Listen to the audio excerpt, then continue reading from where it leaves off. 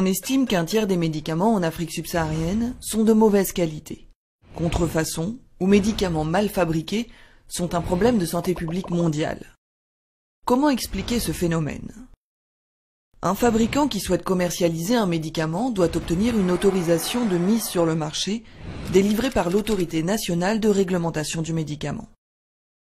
Pour cela, il doit fournir un dossier regroupant les informations sur l'efficacité et la sécurité du médicament et la qualité de la production industrielle.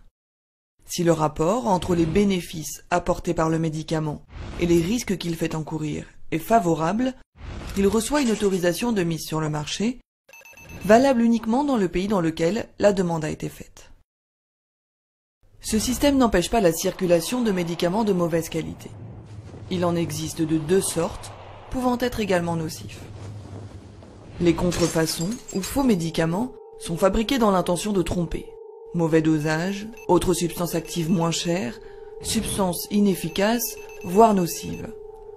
Les contrefaçons ressemblent le plus possible à un vrai médicament et sont distribuées illégalement. Elles sont l'œuvre d'organisations criminelles et c'est au service responsable de la police et de la justice de les stopper. Deuxième cas de figure. Lors du processus de fabrication ou de distribution d'un médicament, il peut aussi se produire des erreurs involontaires ou de négligence. Mauvais dosage, emballage défectueux, dégradation, etc. Les pays industrialisés ont des institutions sanitaires fortes et le marché du médicament y est réglementé et surveillé.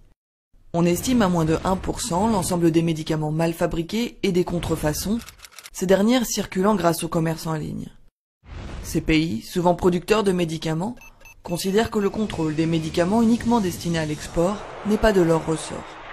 C'est aux pays importateurs de procéder au contrôle. Or, dans de nombreux pays en développement, les autorités de réglementation n'ont pas toujours les moyens humains, financiers ou techniques de contrôler la qualité des médicaments importés. Résultat, des produits de mauvaise qualité circulent librement. Ce phénomène touche tous les types de médicaments, y compris ceux dont la survie du patient dépend, comme les antipaludéens, les vaccins ou les anticancéreux. Aujourd'hui, différentes pistes sont évoquées pour lutter contre cette situation. Les pays exportateurs ont un rôle à jouer pour garantir la qualité des médicaments destinés à l'export. Dans les pays importateurs, la mise en commun des ressources dans des organismes supranationaux pourrait être une alternative, comme par exemple une agence africaine du médicament. Enfin, l'Organisation mondiale de la santé a elle aussi un rôle à jouer via son programme de préqualification des médicaments. Ce programme vise à évaluer les dossiers de médicaments récents pour fournir une information fiable aux pays importateurs. Mais à l'heure actuelle, il ne prend pas en compte de nombreux médicaments d'usage courant, comme les antibiotiques par exemple.